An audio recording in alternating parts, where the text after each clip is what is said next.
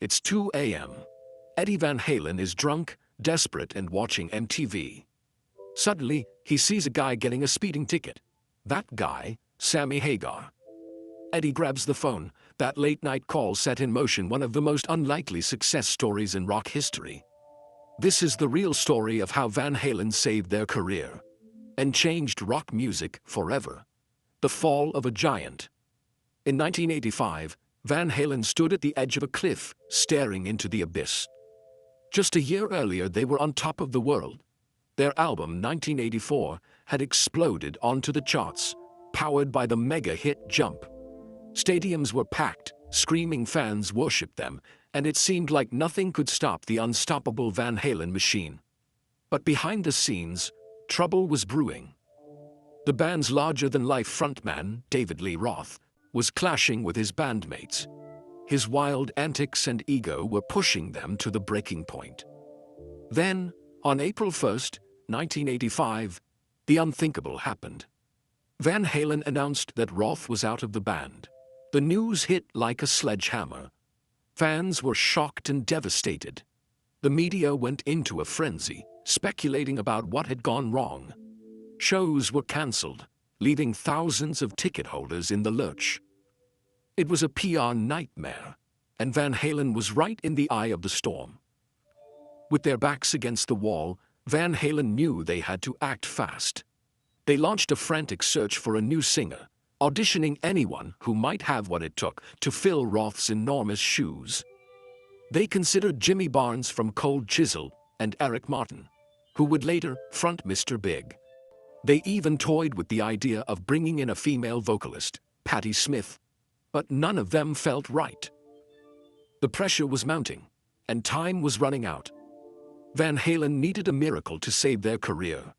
As they scrambled to find their musical savior, little did they know that an unlikely hero was about to emerge from the most unexpected place. The Red Rocker rises. Late one night as the clock struck 2 a.m., a bleary-eyed Eddie Van Halen found himself channel surfing. The guitar virtuoso was drowning his sorrows, haunted by the band's uncertain future. Suddenly, there on the TV screen was Sammy Hagar, getting pulled over for speeding in his music video. Something clicked in Eddie's alcohol-addled brain. Without a second thought, he reached for the phone. The call that followed would go down in rock history. Hagar, recounting the moment years later, said, "I told my wife, they're gonna call me, and she goes, God, I hope not." She hated that band. But Hagar knew better. I said, who else are they gonna call? There's only a few guys that can sing at that caliber. The deal came together quickly. Manager Ed Loeffler structured an unprecedented arrangement. Hagar would maintain his solo career while becoming an equal partner in Van Halen. The contract gave him full writing credits and an equal 25% share of all band revenues. This was revolutionary for a replacement singer, showing how desperate Van Halen was for the right voice. On July 4, 1985, Sammy officially visited 5150 Studio for their first meeting. The chemistry was immediate. During an impromptu 3-hour jam session, they wrote Good Enough, which would later appear on 5150. Alex and Michael were instantly impressed with Sammy's range and professionalism. By August 1985, contracts were signed, making Sammy an official member. His confidence was clear, but joining Van Halen was far from a done deal. At first, Hagar was reluctant to even entertain the idea. Fresh off a grueling tour, he told Eddie, "I just got home from a tour. I ain't gonna do nothing tomorrow." The prospect of stepping into the shoes of David Lee Roth, one of rock's most flamboyant frontmen, was daunting. Hagar had his own style, his own success. Did he really want to risk it all by joining a band in turmoil? The offer hung in the air like a power cord, full of potential but fraught with risk. For Van Halen, Hagar represented a lifeline, a chance to reinvent themselves and silence the critics. But for Sammy, it meant leaving behind the solo career he'd worked so hard to build. In the end, it was the music that sealed the deal. When Hagar finally agreed to jam with the band, The chemistry was undeniable. He recalled, "As soon as we started jamming, everything changed. I started singing to it, making up words. They all got excited. Oh man, this guy can sing." In that moment, the new Van Halen was born. The band was about to enter uncharted territory, and not everyone was happy about it.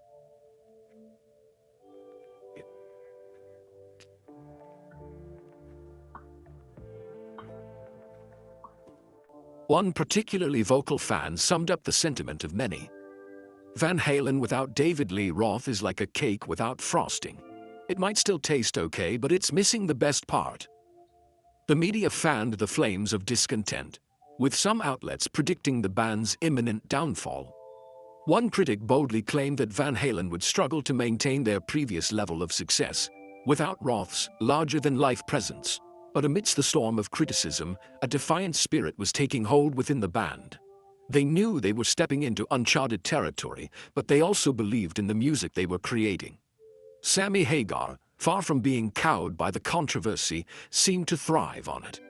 "I liked the controversy," he later admitted. "If you want to get down to it, I thrived on it." One thing was certain: the world was watching, waiting to see if Van Halen could pull off the impossible: reinvention in the studio.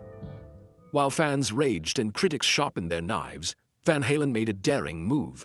They ditched their trademark sound and embraced the unknown. Inside Eddie's messy home studio, a new Van Halen was taking shape. But at what cost? The new Van Halen sound marked a dramatic shift. While Roth-era Van Halen featured party anthems and flashy guitar work, Sammy brought a more melodic, sophisticated approach. Eddie incorporated keyboards more prominently, while Sammy's powerful vocals allowed for bigger choruses and emotional ballads.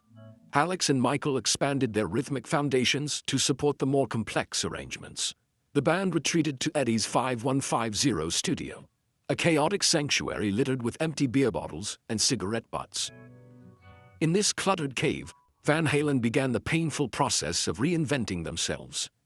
The band's new writing process was democratic. Each member contributed equally. Unlike the Eddie-dominated past, they deliberately moved away from party anthems toward more complex arrangements. Eddie's guitar work became more textured, while Hagar's lyrics explored personal themes rather than Roth's showman style. This mature direction was calculated to prove Van Halen was more than just a party band. Producer Ted Templeman noted, "They were determined to show they could make serious music." The first writing sessions were a clash of styles. Hagar's bluesy rock vocals collided with Eddie's guitar wizardry. The band's past hung over them like a dark cloud, threatening to suffocate their new ideas. But in the midst of this creative storm, something unexpected happened. During an impromptu jam, Hagar started belting out lyrics to a mid-tempo riff. The room crackled with energy. As the days turned into weeks, a new, more mature sound emerged from the chaos. Eddie's songwriting evolved, moving beyond flashy guitar solos to explore deeper emotional territory. The haunting melody of "Love Walks In" left Hagar with goosebumps, but the path to reinvention was far from smooth. Tensions flared between producer Mick Jones and engineer Don Landy. One day, Landy locked himself in the studio, threatening to destroy their work. The standoff lasted nearly 24 hours, with the band's future hanging by a thread. The pressure to deliver weighed heavily on their shoulders. Finally, after months of grueling work, 5150 was complete. The band listened to the final mix with nervous excitement. They had poured their souls into these songs, pushing themselves to uncharted musical territory. The die was cast. Now Van Halen faced the ultimate test: Judgment Day. Career suicide or stroke of genius? The release of 5150 on March 24, 1986 would answer that burning question. Van Halen had rolled the dice on a new sound and a new singer. Van Halen's future hung in the balance. Early reviews trickled in, and they weren't pretty. Eddie Van Halen later admitted, "Those were some of the darkest days of my life. I thought we'd made a huge mistake. But then, something unexpected happened." Why Can't This Be Love, the album's lead single, started gaining traction on the airwaves. People who heard it were surprised. It wasn't the Van Halen they knew, but it was catchy. Word of mouth spread. Slowly but surely, curiosity overcame skepticism. As the dust settled, the numbers came in. Against all odds, 5150 had debuted at #1 on the Billboard charts. Within its first month, the album sold over 3 million copies. Van Halen had silenced their critics in the most dramatic way possible. 5150 was certified multi-platinum by July, cementing its place as one of the band's most successful albums. Sammy Hagar's gamble had paid off spectacularly. The price of success.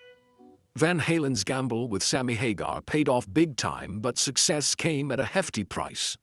The band churned out hit after hit, with 9 #1 songs on the rock charts.